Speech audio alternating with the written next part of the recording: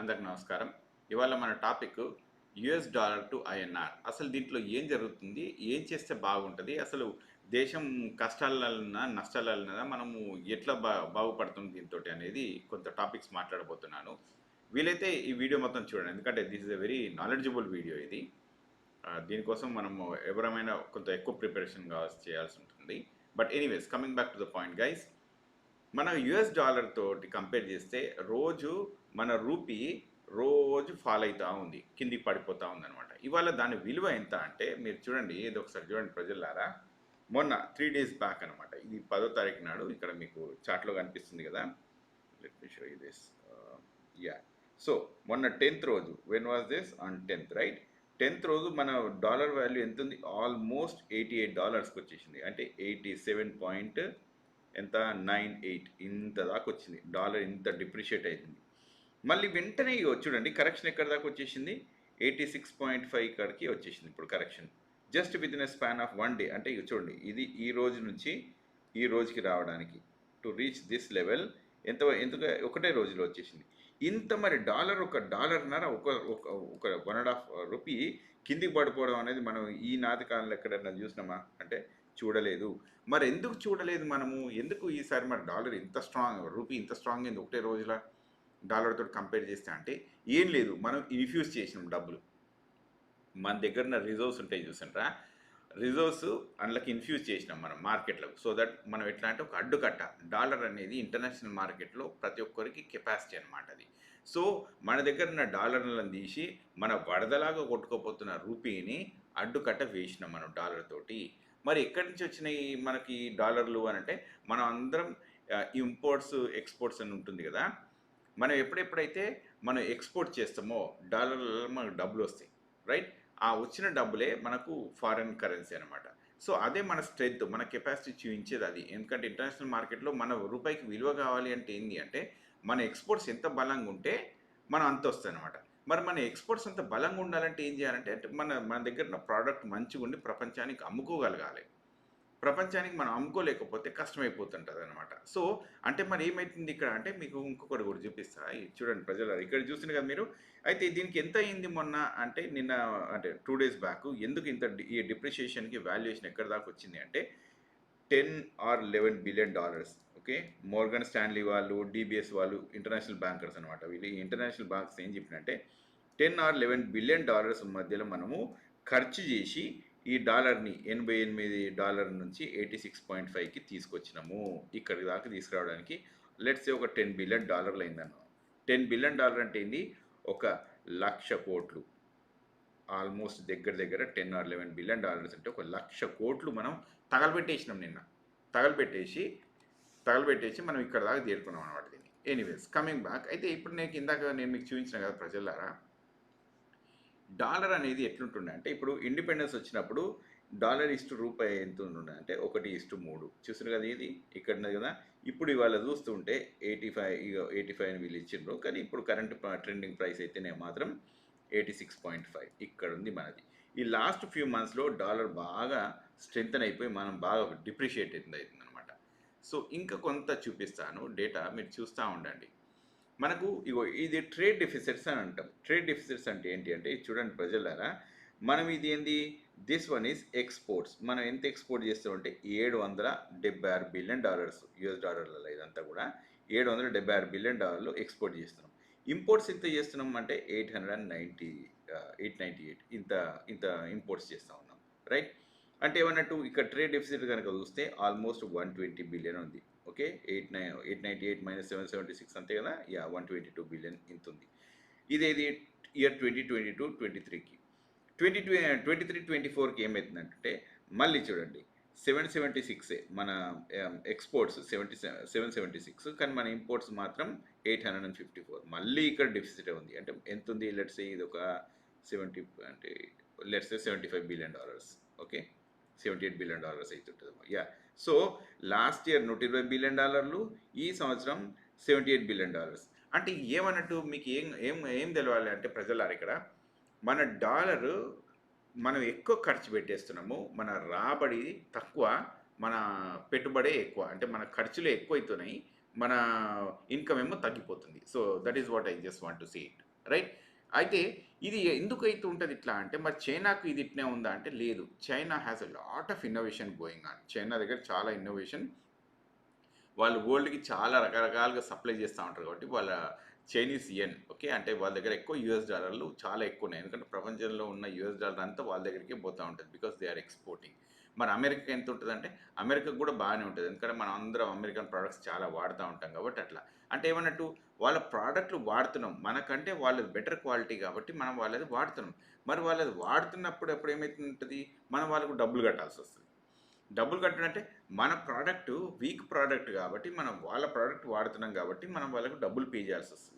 మరి మన product week ఉండకుండా ఉండాలంటే ఏం చేయాలి అంటే మన ప్రోడక్ట్ను మనం బలంగా డెవలప్ చేసుకోవాలి. మరి బలంగా డెవలప్ చేసుకుంటున్నామా అంటే అది అసలు మాతోటి కానే కాని పని. ఎందుకు కానే కాని పని అంటున్నానంటే చూడండి ప్రజలారా, budget on education, budget on education ఎంత $2 బిలియన్ ఖర్చు పెడుతున్నాం. సారీ 2% 3% ఖర్చు పెడుతున్నాం మనం, రైట్? ఒక 2-3% మాత్రమే పెడుతున్నాం. అదే చైనా ఒక 15 నుంచి 20% ఖర్చు పెడతా ఉంటారు. అమెరికా కూడా అంతే ఖర్చు పెడుతుంది. ఇంకా most of the developed countries అంతే ఖర్చు పెడతా ఉంటాయి. మరి వాళ్ళు అంత ఖర్చులు పెడతా ఉన్నారు కాబట్టి వాళ్ళ దగ్గర నుంచి ఇన్నోవేషన్ మంచిగా వస్తుంది. మనం ఇప్పుడు దీన్ని ఒకటి చూపిస్తాను చూడండి ప్రజలారా. I will show you something. కొంచెం కిందికి వస్తాను, కిందికి వచ్చి చూపిస్తాను. ఇది maybe I will show you something like this. మనకు ఎడ్యుకేషన్ మీద పెట్టే డబ్బులకును మిగతా దాని మీదకి పెట్టే డబ్బులు కొంచెం తేడా చూపిస్తాను. I don't think so. I will show you right here. ఇప్పుడు ఇక్కడ చూపిస్తాను. ఎడ్యుకేషన్ మీద మనం ఎడ్యుకేషన్ మీద చిన్నప్పటి నుంచి ఖర్చు పెడితే ఏమైతే ఉంటుందంటే కాగ్నిషన్ లెవెల్స్ బాగా పెరుగుతాయి. అంటే మన థింకింగ్ స్కిల్స్, అనలిటికల్ స్కిల్స్ బాగా పెరిగి మనం ఏమైనా డెవలప్ చేయడానికి వీలవుతుంది.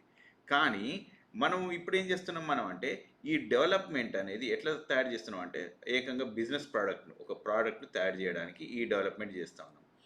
నీకు నాలెడ్జ్ లేకుండా, కాగ్నిషన్ లేకుండా డైరెక్ట్‌గా ప్రోడక్ట్‌ని డెవలప్ చేయడం అనేది సాధ్యమా? ఒక్కసారి ఆలోచించండి మీరందరూ. ఇది సాధ్యమా అంటే, ఇది సాధ్యమే. కానీ ఎంత హై క్వాలిటీకి తయారు చేస్తాము అనంటే, it may not be high quality. ఇది హై క్వాలిటీ ఉండదు కాబట్టే, మన క్వాలిటీ తగ్గిపోతది కాబట్టి, మన దేశానికి మన ప్రోడక్ట్‌లు ఎవరు కొనడానికి రారు. So, this is the most important thing. కనుక మనం ఏం చేయాలంటే, మనం ఎడ్యుకేషన్ పైన ఎక్కువ డబ్బులు ఖర్చు పెట్టాలి. ఇన్నోవేషన్ పైన, యూనివర్సిటీస్ పైన ఎక్కువ డబ్బులు ఖర్చు పెట్టాలి. అంతేగాని ఒక మద్రాసులో ఒక యూనివర్సిటీ డీన్ ఉంటాడు, ఐఐటి డీన్. గోమూత్రం మీద పబ్లికేషన్స్ చేస్తారు. అయ్యా రామ! గోమూత్రం మీద పబ్లికేషన్ చేస్తే మీకు ఏమొస్తది? ఒకసారి ఆలోచించండి. దానివల్ల ఏమైనా లాభం వస్తదా? దానివల్ల ఏమైనా ఇన్నోవేషన్ ఉంటదా? దానివల్ల ఏమైనా ఎకానమీ ఏమైనా ఇంప్రూవ్ అయితదా?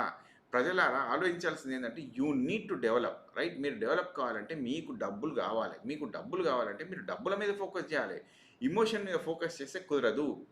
God is different, emotions are different and economy is different. ఎకానమీయే చదవాలి. రోజు ప్రతి ఒక్కళ్ళు నన్ను అడిగితే కనీసం ఒక 10-15 నిమిషాలు మీరు బిజినెస్ న్యూస్ పేపర్ చూడండి. ఎందుకంటే అట్లా బిజినెస్ న్యూస్ చేస్తే ఎంతటి పేద వ్యక్తి అయినా కూడా ఒక కంటిన్యూస్‌గా మనం అట్లా చూస్తా ఉంటే మన దగ్గర రోజు ఒక కొత్త స్కిల్ పెరుగుతూ ఉంటది. కొత్త స్కిల్ పెరిగి మనం ఎక్కడెక్కడైతే బిజినెస్‌లో ఇన్వెస్ట్ చేయాలో అక్కడక్కడ ఇన్వెస్ట్ చేస్తాము. ఇంకా డబ్బులు సంపాదించుకోవడానికి వీలైతూ ఉంటది. సో, అంటే ఇప్పుడు నేను ఆ క్లాస్ అనేది తర్వాత సంగతి గానీ, అయితే ఇప్పుడు coming back to this point. నేనేం చెప్పాలనుకుంటున్నాను అంటే unless and until, unless and until we focus on education మన ప్రోడక్ట్ అనేది బయటికి రాదు. మనం అయ్యో ఐఐటీ వాళ్ళు ఉన్నారు కదా, ఇక్కడ వాళ్ళు ఉన్నారు, అక్కడ వాళ్ళు ఉన్నారు కదా అంటే మరి మిగతా వాళ్ళు కూడా ఉన్నారు కదా. మనం కోట్లలో పుడతా ఉంటాం జనాలందరం మన భారతదేశంలో. కానీ మరి ఉద్యోగాలు కానీ ఎట్లాంటి ఇన్నోవేషన్ కానీ ఇంకా అంత చాలా తక్కువగా ఉంటే ఎట్లా బాగుపడుతుంది దేశం? ఎక్కువ మంది మనం ఫ్రీబీస్ అని మళ్ళీ మొదలు పెట్టాడు, మనమే మొదలు పెడతా ఉంటే ఫ్రీబీస్ ఎక్కువ ఉన్నారు అన్నట్టు. ఫ్రీబీస్ వాళ్ళు ఉండకుండా ఉండాలంటే మనం ఎడ్యుకేషన్నే డెవలప్ చేయాలి. అయితే coming back to this point ఇంక కొంత చూపిస్తాను. ఇక్కడ చూడండి ప్రజలారా, RBI's surprise outsized intervention eases bearish bias on rupee. అంటే ఏమన్నట్టు అంటే నిన్న రూపీ పడిపోయింది కదా, ఆ రూపీ పడిపోవడాన్ని ఆపడాన్ని వీళ్ళు ఒక డేటా కలెక్షన్ చేసి ఇచ్చారు మనకు. ఇంకా కొంచెం కిందికి పోయి చూపిస్తాను. ఇక్కడ చూసిండు కదా, ఆర్బీఐ ఇంటర్వెన్షన్ అయింది కాబట్టి ఇగో ఇక్కడ చూడండి ఆర్బీఐ ఇంటర్వెన్షన్ చేసింది. ఓకే, ఎందుకు అంటే ఇగో bearish bets against the rupee and the currencies sharp slide over the past 4 months. అంటే 4 నెలల నుంచి 4/12 4 months నుంచి బాగా పడిపోయింది. తర్వాత ఇది చూడండి, డిబిఎస్ బ్యాంక్ వాళ్ళు ఎస్టిమేట్స్ ఏం చేసినట్టే $10 బిలియన్, గోల్డ్మ్యాన్ సాక్స్ వల్ల $11 బిలియన్. అంటే మనం ఇంత పొడగొట్టుకున్నామని చెప్పి వీళ్ళు చెప్తున్నారు అనమాట. అయితే ఇది పొడగొట్టుకోడు ఇంక కొంచెం కిందికి వచ్చి చూపిస్తా. ఇది చూడండి ప్రజలారా, ఇది ఇది చూడండి. Cost of USD to INR call options relative to put option slums అంటే ఏమన్నట్టు అంటే, ఇగో కాల్ ఆప్షన్, ఎప్పుడైనా కాల్ ఆప్షన్ ఒకటి, పుట్ ఆప్షన్ అనే ఒకటి ఉంటాయి. ఇవి రెండు ఆప్షన్ ట్రేడింగ్లల్లో అంటే ఏదంటే కాల్ అంటే మనం కొనుక్కోవడం, బై అనమాట. బై ఇవాళ ప్రైస్లో లెట్సే డాలర్ ఇవాళ $88 ఉంది, మనం 86.5 ఉంది, రైట్. ఈ 86.5ని నేను కొనుక్కుంటా అంటాం. అయితే ఎప్పుడు కొనుక్కుంటాం అంటే ఇవాళనే కొనుక్కోవచ్చు, ఫ్యూచర్లో ఎప్పుడైనా కూడా కొనుక్కోవచ్చు. అప్పుడు ఇంతే ధర పెట్టాలి. అయితే దీనికి కొంత డబుల్ పే చేసి ఉంటుంది, దట్స్ ఎ డిఫరెంట్ స్టోరీ. కానీ అది పుట్ ఆప్షన్ అంటే ఏంటంటే, ఎక్కువ మనం ఇవాళ $86 ఉంది కదా, $86కి నేను అమ్మేస్తా అనుకుంటాం. అమ్మేస్తా అన్నప్పుడు మనము ఇది ఎప్పుడైనా అమ్ముకోవచ్చు, ఇవాళ కాదు తర్వాత ఎప్పుడైనా కూడా అమ్ముకోవచ్చు. అమ్ముకునేటప్పుడు ఏమైందంటే దానికి కొంత ఛార్జెస్ కట్టేది ఉంటుంది. అయితే ఇక్కడ కాల్ ఆప్షన్స్ వీళ్ళు ఏం చూపిస్తున్నారంటే హై కాల్ ఆప్షన్స్ ఉన్నాయి. చూడండి, హై కాల్ ఆప్షన్స్కి వెళ్ళింది. అఫ్ కోర్స్ మళ్ళీ కిందికి పడిపోవడానికి అది డిఫరెంట్ స్టోరీ. మనం ఎందుకంటే $11 బిలియన్ ఇన్ఫ్యూజ్ చేసినాం కాబట్టి ఇది కాల్ ఆప్షన్లో మనము అందరు డబ్బులు కూడా కొట్టుకున్నది ఇక్కడ. సరే, ఇదంతా కొంత టెక్నికల్ ఫార్మాలిటీస్. ఈ టెక్నికల్ ఫార్మాలిటీస్ మీకు చెప్పడానికి కొంచెం ఎక్కువ ఇబ్బంది అవుతుంటుంది. కానీ ఇక్కడ నేను ఏం చెప్పాలనుకుంటున్నా అంటే, ఎక్కువ కాల్ ఆప్షన్స్ పెట్టిండ్రు అంటే ఎక్కువ మంది believed that hour rupee is going to be much weaker, right. బాగా వీక్ అయిపోతుంది, అందుకని వాళ్ళు ఎక్కువ మంది కాల్ ఆప్షన్స్ పెట్టిండ్రు. దాన్ని ఆర్బీఐ ఇంటర్వెన్షన్ చేసి దాంట్లో ఫుల్గా $10 బిలియన్ $11 బిలియన్ ఇన్ఫ్యూజ్ చేసినట్టు 1,00,000 కోట్లు ఇన్ఫ్యూజ్ చేసిండ్రు.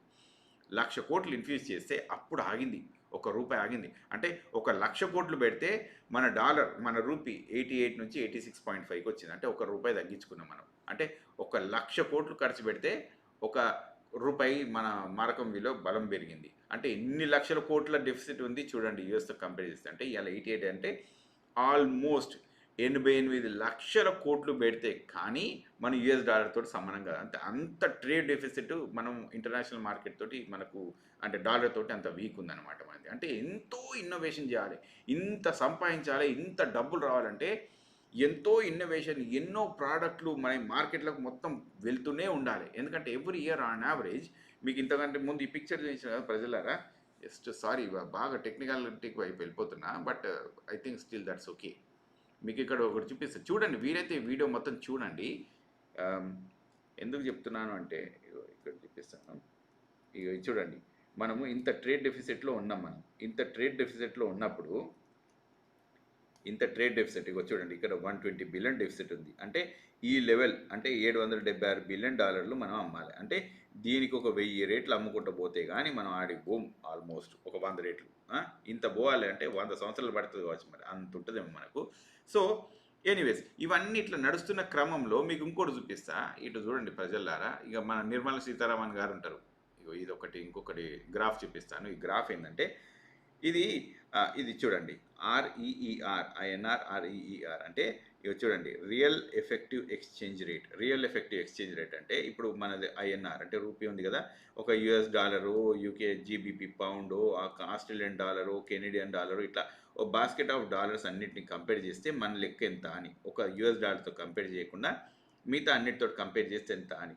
అయితే వీళ్ళు ఏం చెప్తున్నారంటే చూడండి, ఇక్కడ వాల్యుయేషను ఇది ఎంత ఉంది ఇవాళ 100 లెట్స్ ఏ, మొన్న ఎంత రీచ్ అయింది, ఇది ఎప్పటికి రీచ్ అయింది, ఒక 107 కాడికి రీచ్ అయింది. మళ్ళీ ఇది 103 కాడికి పడిపోయింది. అంటే ఏంటంటే మళ్ళీ ఒకసారి చూడండి ఈ లెక్కలు, ఒక 100 కంటే ఎక్కువ ఉంది, 100 కంటే తక్కువ ఉంది. ఓకే, 100 కంటే ఎక్కువ ఉంటే ఏమనంటే హై వాల్యుయేషన్, అంటే ఒక హైలీ ఇన్ఫ్లేటెడ్ లెక్క అనమాట. Highly inflated. ఇది 100 కంటే తక్కువ ఉంది అంటే లో ఇన్ఫ్లేటెడ్. అంటే ఏమన్నట్టు అంటే ఒకసారి గుర్తుపెట్టుకోండి, మళ్ళీ చూడండి ప్రజల్లారా, మోర్ దాన్ 100 ఆర్ రేర్ ఉన్నది అని అంటే ఏమన్నట్టు అంటే మన exports will become costlier, but our imports will become more cheaper. మన ఇంపోర్ట్స్ చీప్ అవుతాయి, మన ఎక్స్పోర్ట్స్ కాస్ట్లీ అవుతాయి. మరి అది మంచిదే కదా మనకు. ఇప్పుడు ఎందుకంటే మనకు ట్రేడ్ డెఫిసిట్ ఉన్నప్పుడు అది మంచిదే కదా. కానీ నిర్మలా సీతారామన్ గారు మరి ఆమె ఏం చెప్తుందో, ఏం చదువుకుందో దేవుడా నాకు తెలియదు, ఆమె ఫైనాన్స్ మినిస్ట్రీ. కానీ డాలర్ మన రూపీ హై ఇన్ఫ్లేట్ అయి ఉన్నది కాబట్టి కనుక మనకి ఇట్లా కనిపిస్తుంది అంటారు. అమ్మ తల్లి, ఇది హై ఇన్ఫ్లేట్ అయి ఉన్నప్పుడు ఎవరికి నష్టము అంటే people who have more exports than imports, వాళ్ళకు నష్టం, మనకు కాదు. సో ప్రజలారా చదవండి ఒక్కసారి ఈ టాపిక్స్, కొంత చదవండి, కొంత చూడండి. ఎందుకంటే we all need to understand this. Economy దీన్ని గనుక ఇడిచిపెడితే ఇయాల డాలర్ విలువ 100కి పోతది. కరెక్ట్‌గా చెప్తున్నాను చూడండి. దీన్ని ఇట్నే ఇడిచిపెడితే తొందరలోనే 100కి పడిపోతది. 100కి పడిపోవడం అంటే ఏమనంటే మన జీతంలో ఒక 12% లెట్స్ సే ఇప్పుడు 88 యేసుకుంటే కూడా మనం ఒక 12% మన జీతం కాస్ట్‌లీగా అయిపోయినట్టు. అంటే లెట్స్ సే మనకు రూ. 1,00,000 రావాల్సింది 88,000 వచ్చినట్టు. అంత కాస్ట్‌లీగా పడబోతుంది. ఇది డాలర్ ఎంతెంత డిప్రిషియేట్ అయితా ఉంటే ఇండియాలో కాస్ట్ ఆఫ్ లివింగ్ అంతంత పెరుగుతా ఉంటది. ఇది ఎక్కడ ఆగాలి అనంటే ప్రజలారా ఆలోచించండి. ఎడ్యుకేషన్‌ను నువ్వు ఇంగా యూనివర్సిటీ లెవెల్‌లో, టెరిషియరీ లెవెల్‌లో ఎంత ఎక్కువ ఇన్నోవేటివ్‌గా పెడితే నీకు అంత లాభం. రెండోది ఎంఎస్ఎంఈలలో కూడా యూనివర్సిటీస్‌ని ఇంక్లూడ్ చేయాలి. యూనివర్సిటీ ప్రొఫెసర్‌లని ఇంక్లూడ్ చేయాలి. ఇట్లా టాప్ క్లాస్ యూనివర్సిటీ గ్రాడ్స్‌కి మనం ప్రాజెక్ట్స్ ఇయ్యాలి. అట్లయితేనే మనం కొంత ముందుకు పడతాం. లేకుంటే మాత్రం మన ఇన్నోవేషన్ ప్రాపర్‌గా లేకుంటే, మన ప్రొడక్ట్ బయటికి పోకుంటే, మనం ఎక్కువ ఇంపోర్ట్స్ చేసుకుంటే, మనం రోజంతా కిందికి పడిపోతా ఉంటాము. ఇదొక్కసారి ఆలోచించండి. ఇంకా దీని మీద ఇగ చాలా లెంతీగా అయితుంది ఈ వీడియో. ఇంతకంటే ఎక్కువ చెప్పుడు కష్టమేమో. But I mean I want to stop it right here. So ప్రజలారా ఒక్కసారి ఆలోచించండి. మనం రూపాయిని కాపాడుకోవాలి అని అంటే మాత్రం మనం ఖచ్చితంగా ఎక్కువ కష్టపడాలి. లేకుంటే life is going to be very costly. Okay. అది కావాలి అంటే మళ్ళీ నేను చెప్తున్నాను. ఎడ్యుకేషన్ మీదనే ఫోకస్. ఇన్నోవేషన్ మీదనే ఫోకస్. లేకుంటే నష్టము. Okay. Thank you very much. ఏమన్నా కామెంట్స్ ఉంటే పెట్టండి. I appreciate thought. Thank you.